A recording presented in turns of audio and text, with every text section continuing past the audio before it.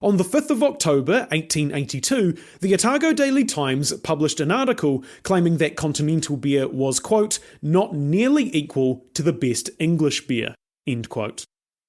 The article basically just talks about how colonial beer isn't that good, because it tastes kinda weird from all the sugar in it. Quote, as long as the brewers continue this practice for whatever reason, they will fail to produce the best possible beer that could be brewed in New Zealand, end quote. The article seems to imply that brewers in Aotearoa do have access to good local ingredients.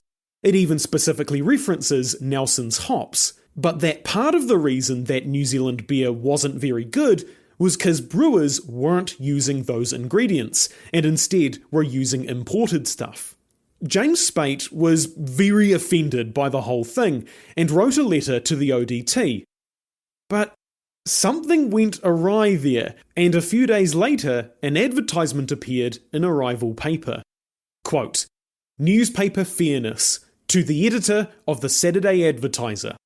The Otago Daily Times of Thursday published a leading article which endeavoured to show that colonial beer will not be a comparison with English beer, and that it is unwholesome.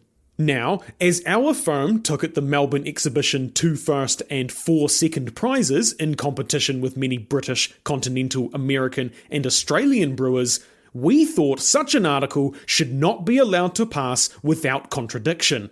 We accordingly forwarded the following note to the editor of the Otago Daily Times. To the editor, Sir, we read your article this morning with astonishment. The best reply to it is that our beers took at the Melbourne exhibition no less than 2 first and 4 second prizes. By inserting this, you will oblige, yours, etc., James Speight and Co. End quote. So basically, James had written this letter to the ODT, originally countering their article by saying that they had won numerous awards, so the paper was full of it. He then asks them to put this letter in the paper.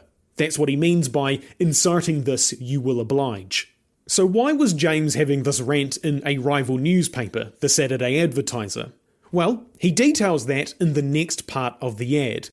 The ODT did not oblige to insert the letter or even any of the details within. Instead, James got a simple reply from the editor. Just a single sentence. Quote, this is too cheap an advertisement. End quote.